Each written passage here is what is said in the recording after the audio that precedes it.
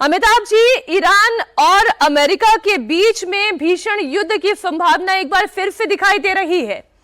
Donald Trump ये कहें कि मैं ईरान की हिट लिस्ट में हूं तो ये कोई नई बात नहीं होगी।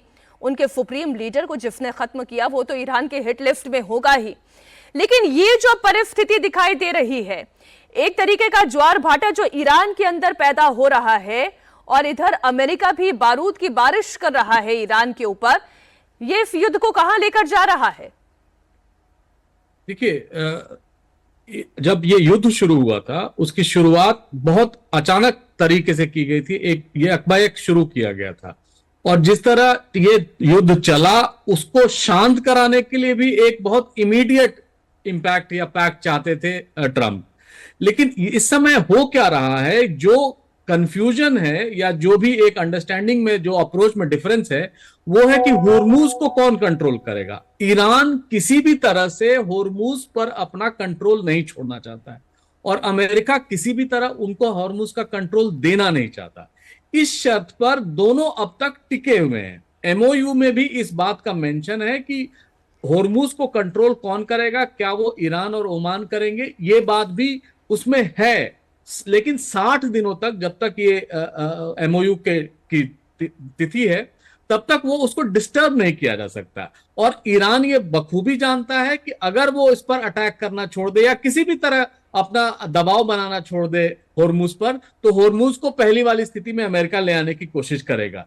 लेकिन इस समय जो अटैक्स हो रहे हैं ईरान के अंदर, हालांकि अमेरिका तो डिनाई कर रहा है, लेकिन ईरानी ये कह रहे हैं कि ये सारे अटैक्स इजराइल कर रहा है। बुश शहर पे किया, उनके जितने प्रोसेशन जिस शहरों में हो रहे थे उस पे हो रहे हैं। जो मशाद को एक पुल जाती थी और ट्रेन लिंक जाता था उसको तोड़ा गया है।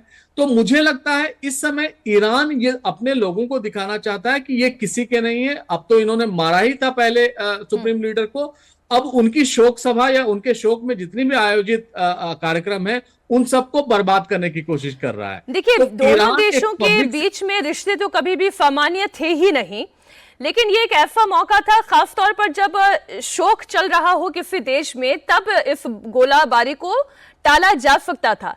लेकिन अमेरिका ऐसा नहीं कर रहा है।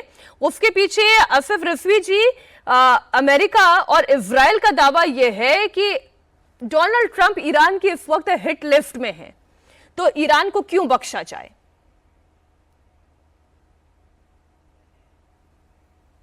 जी, बहुत शुक्रिया मीनाक्षी जी, आपको और हमारे पैनलिस्ट, रिस्पेक्टेड पैनलिस्ट को नमस्कार। देखिए, पहले तो मैं बताऊंगा कि ये ऐसी कोई बात नहीं है लिस्ट में। ये अपने आप को, जिसको कहते हैं ना कि मुंह बोले मिट्टू बनना, वो इनका जो है वो ये हाल है। वो सिंपैथी चाहते हैं जो अमेरिकन और यूरोपियन पीपल हैं, लोग हैं, उनके निस्बत। और जिस तरह से नेटो में बैठक किया उन्होंने, उसमें कोशिश किया कि इनको दोबारा से नेटो को जमा किया जाए।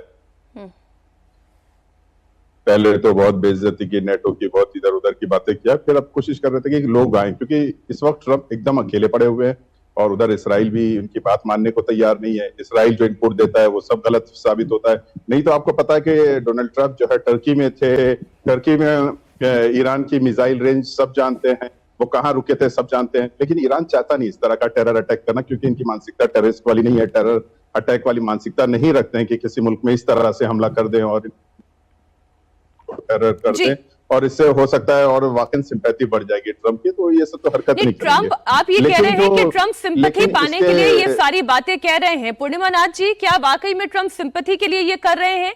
वो जान रहे हैं कि नवंबर में मिड टर्म इलेक्शन है, इस सिंपैथी की उन्हें आवश्यकता है। लेकिन अगर डोनाल्ड ट्रंप ये कहते हैं कि वो हिट लिस्ट में है, तो इस बात से इनकार भी तो नहीं किया जा सकता। आज जो ईरान जंग में है उसके पीछे कारण तो अमेरिका है, उसके पीछे कारण डोनाल्ड ट्रंप है। नमस्ते, thank you so much for having me. जय हिंद।